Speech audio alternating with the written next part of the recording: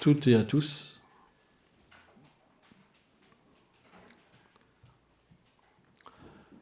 Om Ganam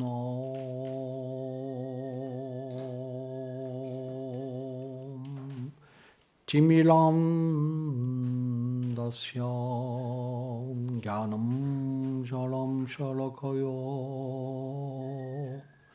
Shakshur Militam Jena Ismehe Shigurave toutes et à tous. Shvichetanyam manobistam stampitam jena bhutari swayam rupa kadamayam dadati swaha timilam padam tikam ganam. He Krishna Karuna Sindhu Dinabandhu Jagatpate Gopesha Gopika Kanta Radhakanta Namostute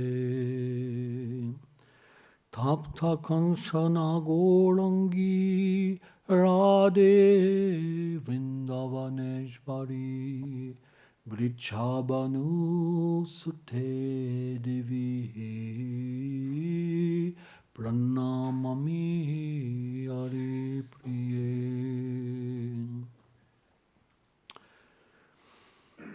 Blindaye Tulasi Devai Priyaye Keshavasacha Krishna Bhakti Prati Devi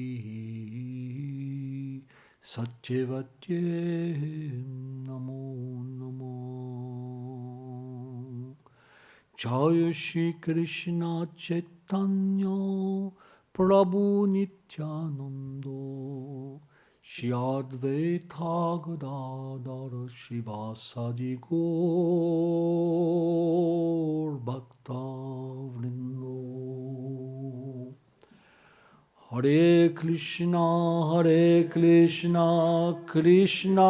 Krishna, Hare Hare, Hare Rama, Rama Rama, Hare Hare. Vanchakarpatarobhyacha, Kripa Sindhubhya Vacha, Patitanam Pavanebhyo Vaishnavebhyo Namo Namaha. Namam Vishnu Padaya Krishna Prestaya Bhutale Shrimate Bhakti Vedanta Swaminiti Namine Namaste Sarasvati Deve Gauravani Pracharine Nilveshesha Sunyavadi Prachatya Deshatarine. Le cœur d'un dévot est comme une fleur de lotus. Au fur et à mesure qu'il progresse dans la dévotion, cette fleur s'ouvre et le parfum, un parfum merveilleux, peut être expérimenté.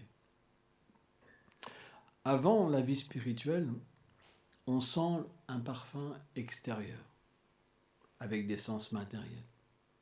On n'a pas de préoccupation par la vie intérieure. On pense qu'on est ce corps, on pense qu'on est un homme, on pense qu'on est une femme. On ne connaît rien de l'âme. Et naturellement, notre conception de la vie, elle est très petite, parce que les sens matériels, ils ne sont pas très développés. Parce que l'âme est véritablement infime. Donc, déjà qu'elle a peu de moyens par elle-même de s'exprimer et de pouvoir ressentir, que dire avec des sens contaminés et une condition matérielle où en plus les sens sont sujets à l'ignorance, à la passion, à la vertu. Tout ça nous amène dans une conception matérielle où on a peu de pouvoir de voir, de croire, de sentir, de pouvoir même changer notre existence. Parce qu'on a une faculté qui nous est imposée par nos activités passées. C'est ce qu'on appelle le conditionnement matériel. On ne peut pas en sortir par nous-mêmes. Vous pourrez faire ce que vous voulez. Vous pouvez vous rajouter une barbe, par exemple, une nouvelle coupe, des beaux yeux, faire un footing pour perdre un peu de poids, etc. Vous pouvez changer quelque chose extérieurement, mais le cœur reste le même.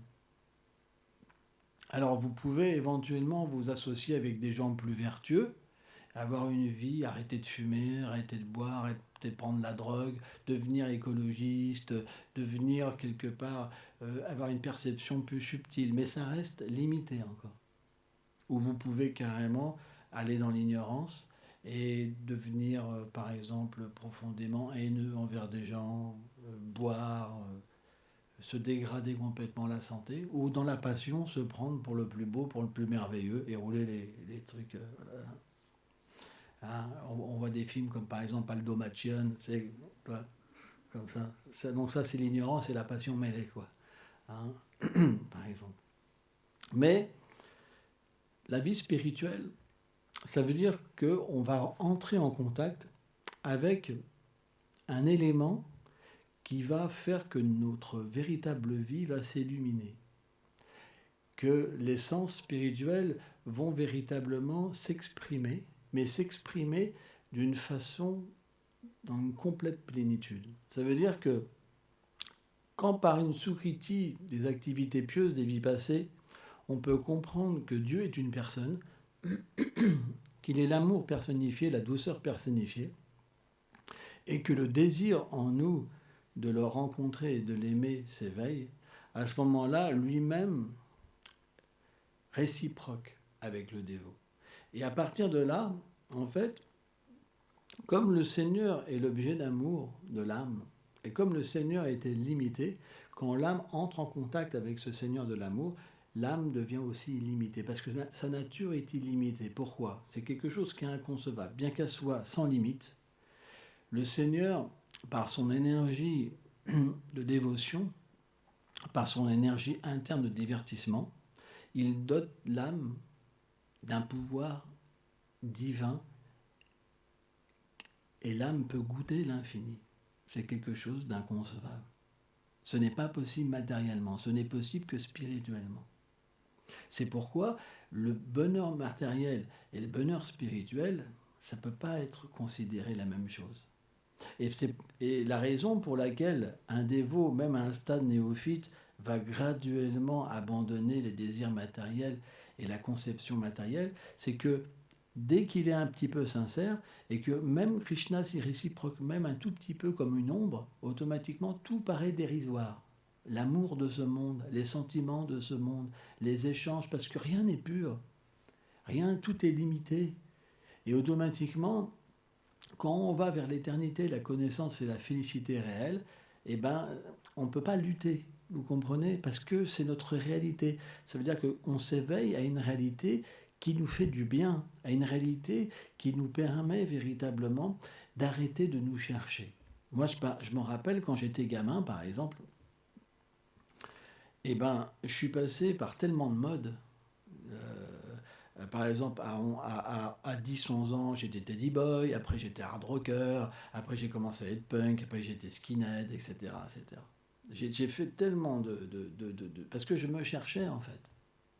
Et j'ai commencé à réaliser ça le jour où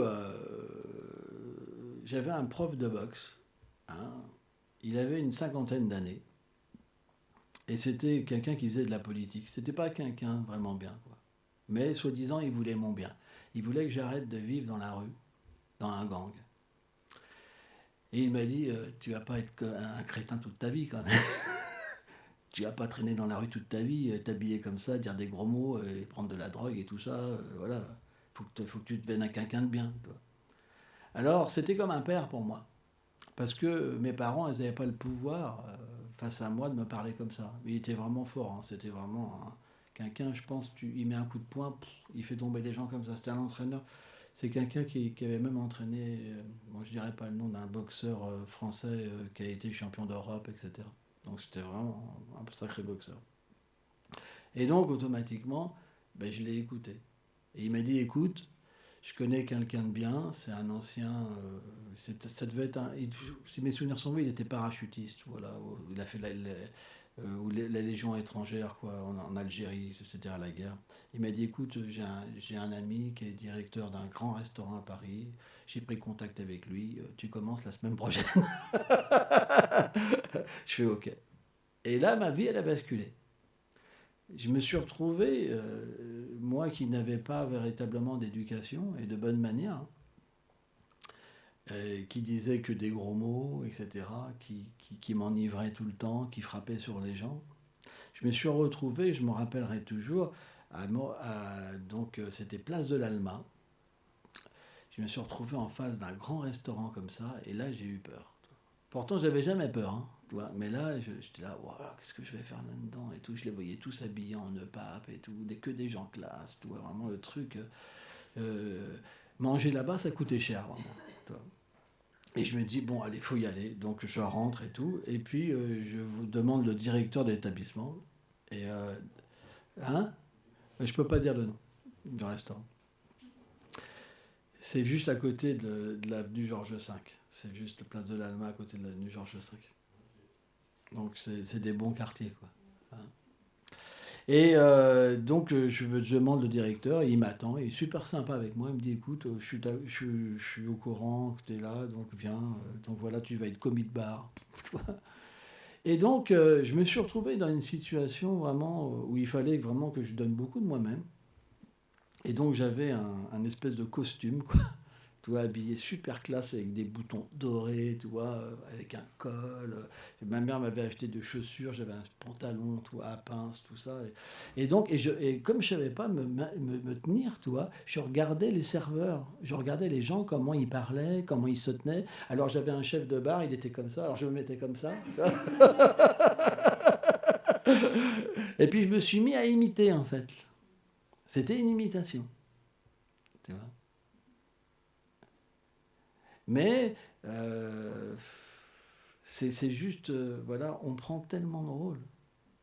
Et je me rappelle donc à un moment, il y a quelqu'un qui travaillait en cuisine, il m'a super mal parlé, et je me suis énervé. Et donc j'ai dû quitter l'établissement.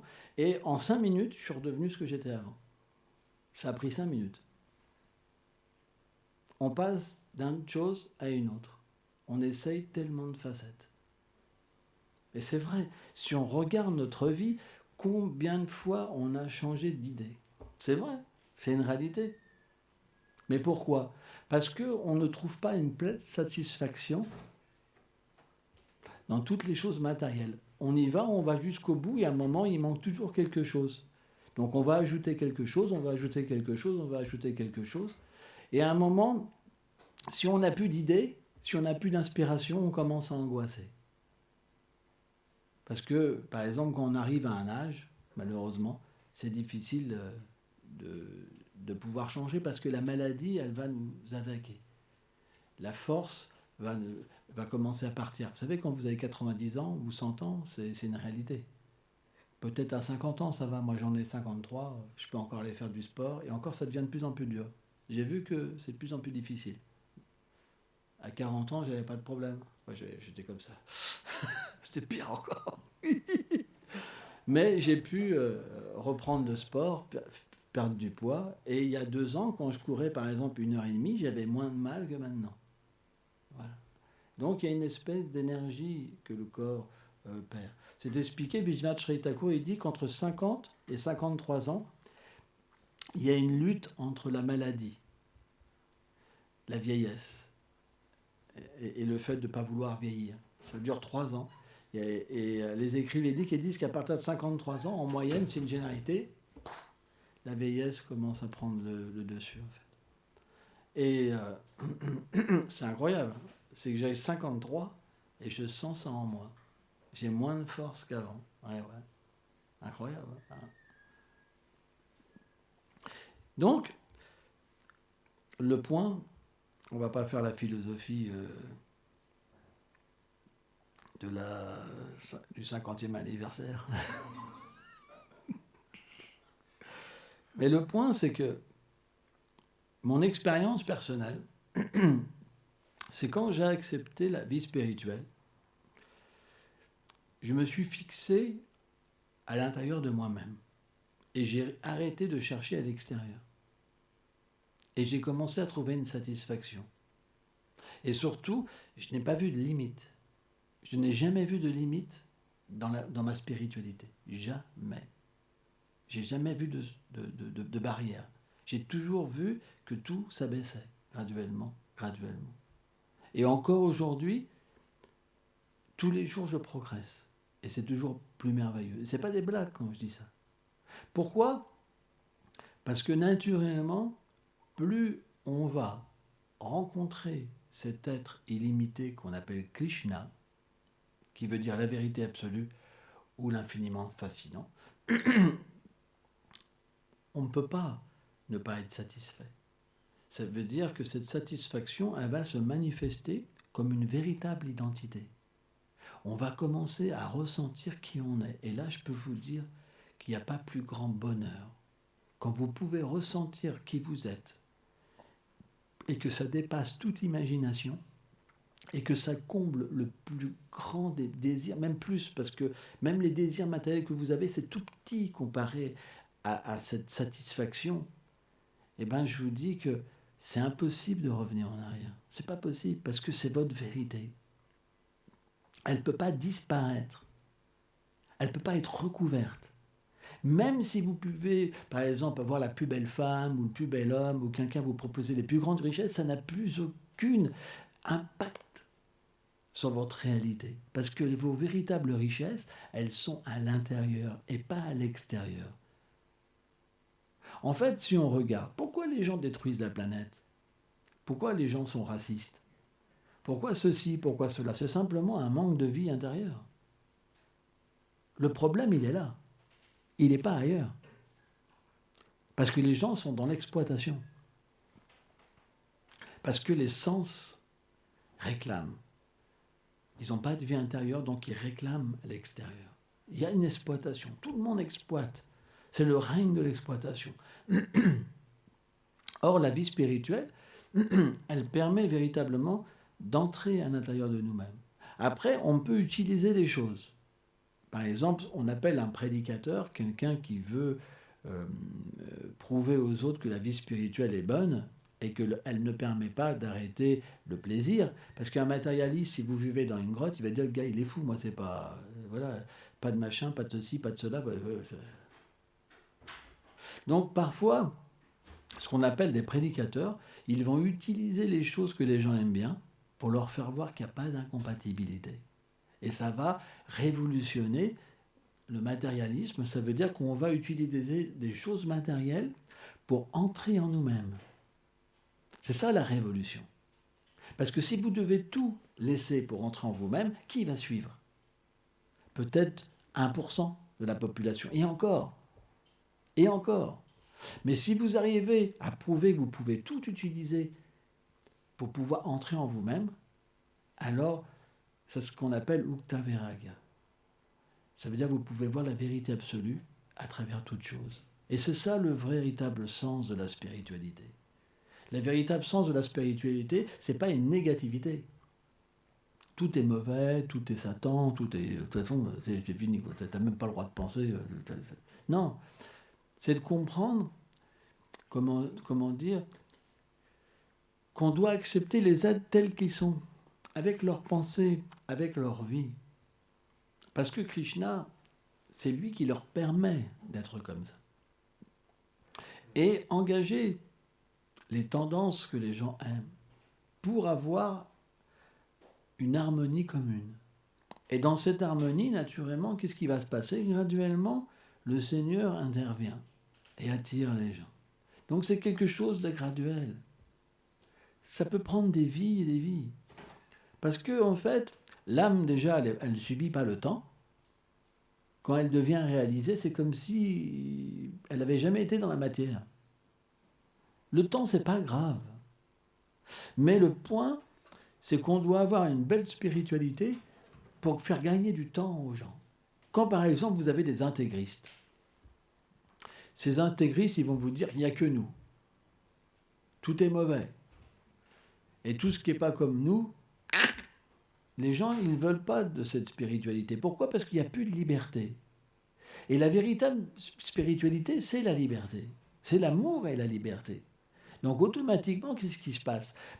L'être vivant, quand il rentre en contact avec une religion comme ça, il y a quelque chose qui le dérange.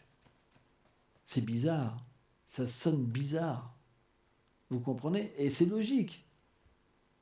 C'est pour ça que les êtres vont accepter une spiritualité si elle est mêlée à la liberté. Si nous sommes des gens libres, libérés, ça veut dire libre. Pourquoi on ne laisserait pas les gens libres ? En fait, la mauvaise spiritualité, c'est le fanatisme. Quand vous n'êtes pas libre, vous-même, mais que vous parlez de liberté, ça fait une frustration dans l'être vivant, qui fait qu'on a une certaine dureté à l'intérieur de nous-mêmes. Et cette dureté, elle s'applique à « je vais les sauver ». Oui, je ne suis pas du tout sauvé, mais je vais les sauver. En voilà deux, à lui. On va... Allez, t'as vu, il y en a un nouveau. Ouais, je l'ai repéré. Qu'est-ce qu'on fait ? Sors le filet et les cordes. Non, mais je rigole. Moi, j'ai vécu dans un endroit, le dimanche, on venait nous voir. Bon, toi, tu t'occupes des invités. Et des fois, il n'y en avait qu'un. À 5 sur 1, je peux dire que le gars ne revient jamais. Le truc à pas faire. Vous comprenez ? On doit faire voir aux gens qui viennent, ils sont libres, ils peuvent repartir, ils ont le droit de penser. Le Seigneur, c'est la liberté. Et ça, c'est la plus belle religion parce que tout le monde adhère. Et vous laissez la possibilité à une personne de prendre ce qu'elle veut et de progresser à son rythme. Et là, la personne reviendra. C'est pour ça que nous, on est partisans de cette voie. Et vous verrez, un jour, on sera nombreux. Pour l'instant, ils ont peur de nous. Ils se disent, oh là là, si je rentre là-dedans, c'est fini. Mais un jour, il y en aura 2, il y en aura 3, il y en aura 4, ça se donnera le nom, puis les gens viendront.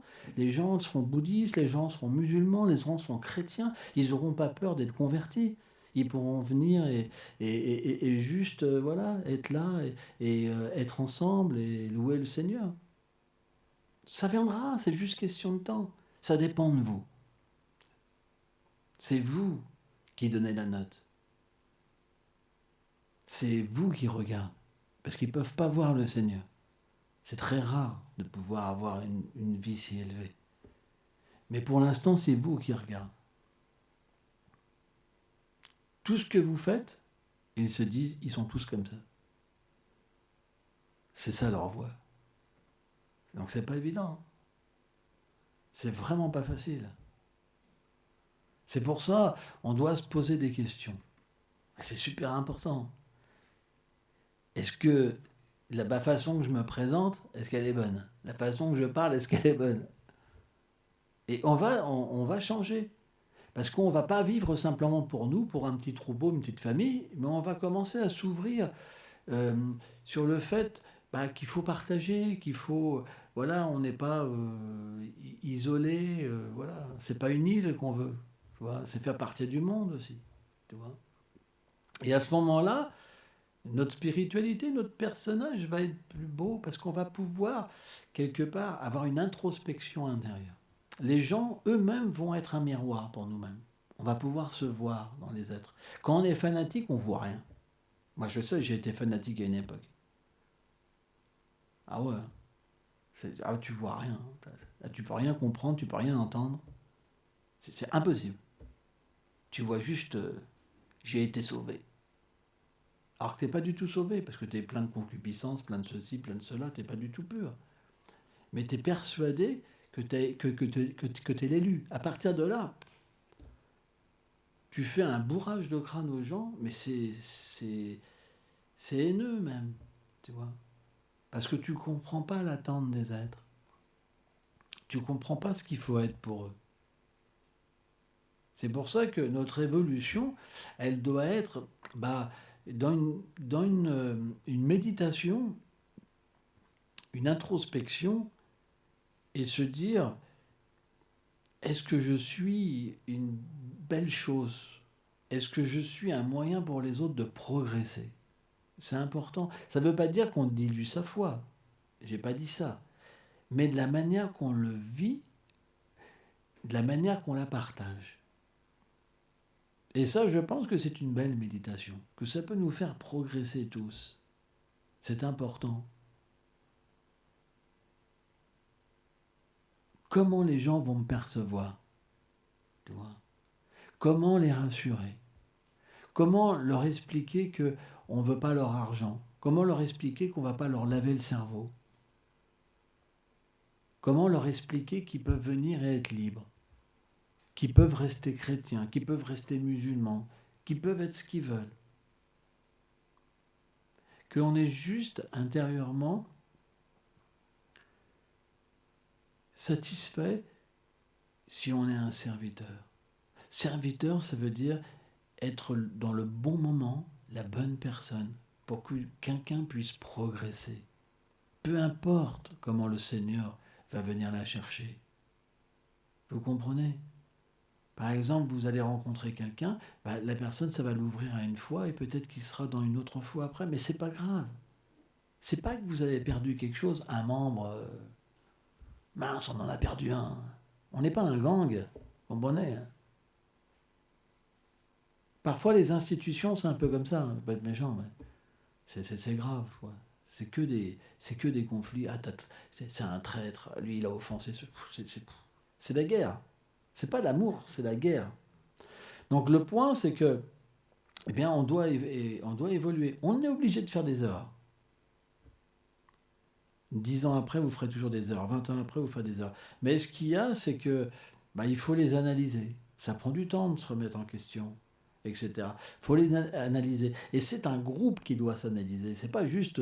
Il faut que tout le monde s'analyse et puis progresser, c'est important, quoi. Hein. Voilà. C'était le petit message d'aujourd'hui. Hein. Hein.